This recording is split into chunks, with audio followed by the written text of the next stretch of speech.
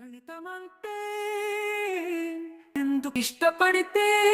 లోకంలో మీకుండవు గణితమంటే భయమెందు మీకుండవు ఎల్లలు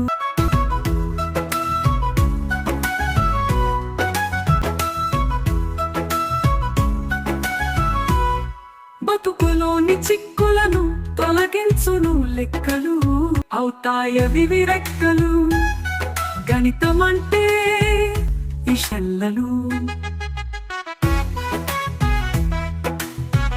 లైన పెట్టుబడి అంత భయమెందుకు లోకంలో మీకుండవు ఎల్లలు